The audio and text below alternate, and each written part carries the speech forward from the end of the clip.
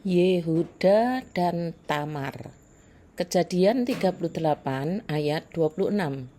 Bukan aku, tetapi perempuan itulah yang benar, karena memang aku tidak memberikan dia kepada Shelah anakku, dan ia tidak bersetubuh lagi dengan perempuan itu.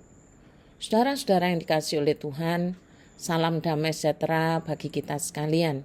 Saat teduh kita hari ini dari Kejadian pasal 38 yang mengisahkan tentang rumit dan kacaunya hidup manusia.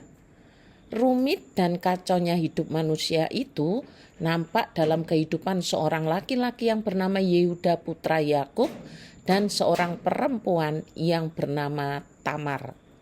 Namun sebelum lebih lanjut saya menguraikan kisahnya, ada baiknya saya memulai dari pandangan Kristus tentang manusia yang berdosa.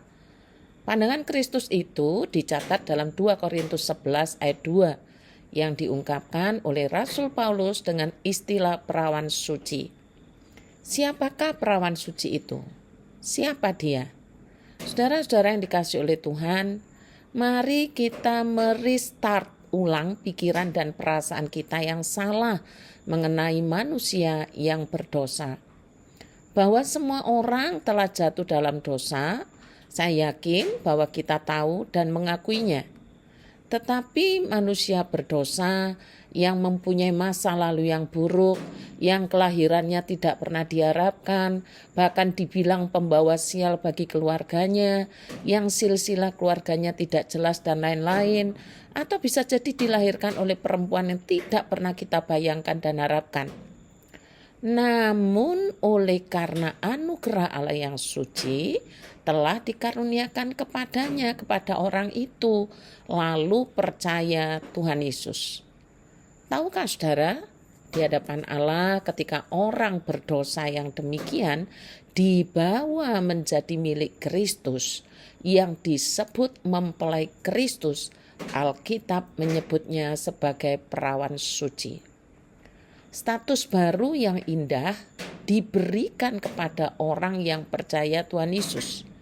Dan dengan status yang baru itu, orang berdosa yang telah percaya kepada Kristus bertanggung jawab untuk menjaga kesucian hidupnya, kesucian pikirannya, kesucian perasaannya.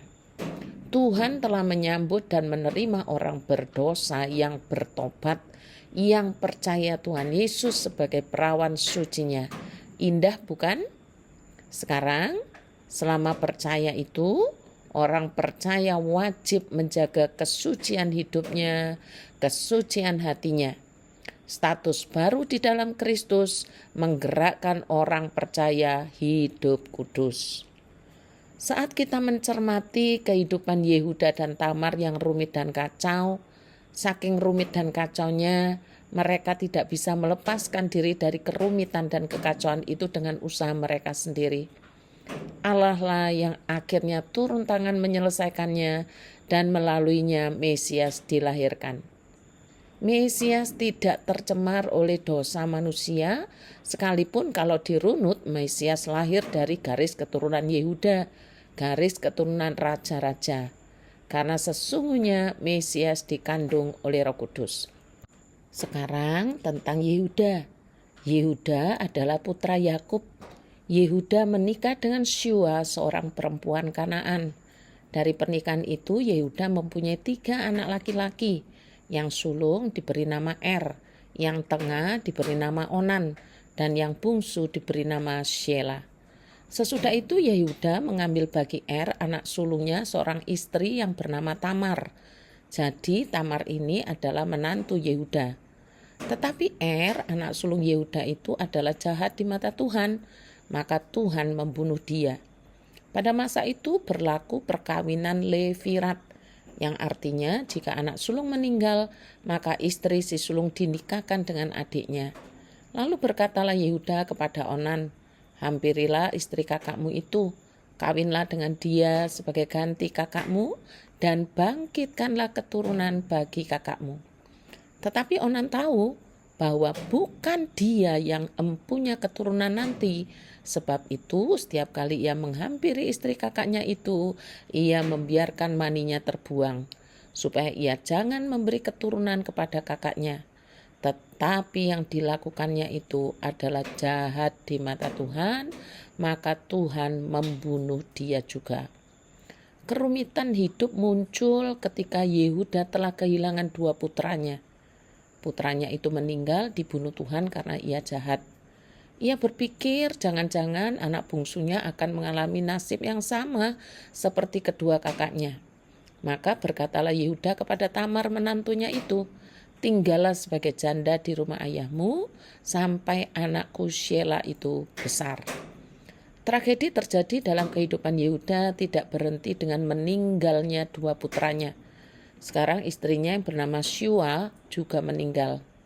Habis berkabung, pergilah Yehuda ke Timnah kepada orang-orang yang menggunting bulu domba-dombanya bersama dengan Hira, sahabatnya, orang Adulam itu.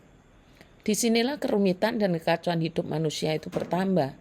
Ketika dikabarkan kepada Tamar, bapa mertuamu sedang di jalan ke Timnah untuk menggunting bulu domba-dombanya, maka ditanggalkannya lah pakaian kejandaannya. Ia bertelekung dan berselubung, lalu pergi duduk di pintu masuk ke Enaim yang di jalan ke Timnah. Karena dilihatnya bahwa Shelah telah menjadi besar dan dia tidak diberikan juga kepada Shelah itu untuk menjadi istrinya.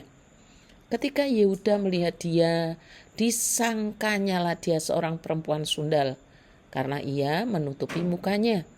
Lalu berpalingnya Yehuda mendapatkan perempuan yang di pinggir jalan itu serta berkata, marilah aku mau menghampiri engkau.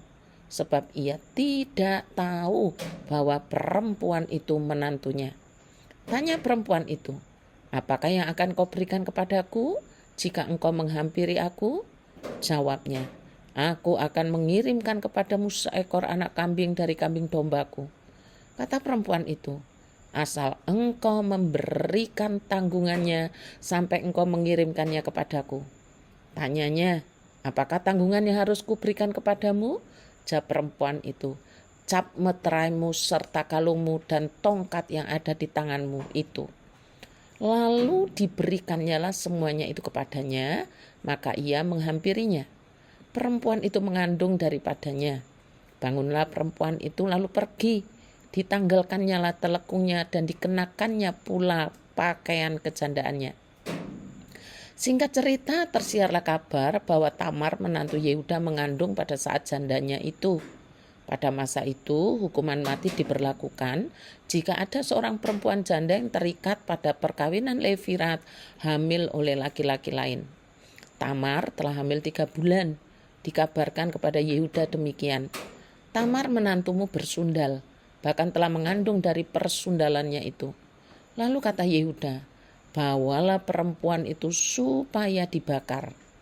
Waktu dibawa, perempuan itu menyuruh orang kepada mertuanya mengatakan, dari laki-laki yang empunya barang-barang inilah aku mengandung. Juga dikatakannya, periksalah siapa yang empunya cap meterai serta kalung dan tongkat ini. Yehuda memeriksa barang-barang itu lalu berkata, bukan aku, tetapi perempuan itulah yang benar. Karena memang aku tidak memberikan dia kepada Shelah anakku, dan ia tidak bersetubuh lagi dengan perempuan itu. Saudara-saudara yang dikasihi oleh Tuhan, yang terjadi dalam keluarga Yehuda ini menunjukkan betapa kacau dan berdosanya cara hidup mereka yang berlawanan dengan kehendak Allah. Apa yang bisa diharapkan dari Tamar yang hidupnya diwarnai dengan skandal dan dosa? Allah tidak kompromi dengan dosa. Tetapi Allah tidak meninggalkan Tamar di tengah segala keterpurukannya. Allah bukan hanya mengampuni Tamar, tapi Allah juga memulihkan Tamar dengan memberikan sepasang anak kembar yang diberi nama Peres dan Zerah. Bukan hanya itu saja, dalam garis keturunan Yesus Kristus, nama Tamar disandingkan dengan beberapa nama tokoh perjanjian lama. Tamar, seorang perempuan yang tersisihkan itu, dipulihkan dan dipakai Allah untuk membawa karya keselamatan manusia melalui Yesus Kristus. Seperti apapun masa lalu kita, Allah tetap sanggup mengampuni dan memulihkan kita. Bahkan Allah memakai kita dengan kasih karunia-Nya supaya kita menjadi berkat bagi orang lain. Karena itu, tetaplah bergantung dan bersandar pada kasih karunia Allah. Selamat ulang tahun untuk Ibu Lili Anggraini. Doa akan saya japri. Terima kasih. Tuhan Yesus memberkati.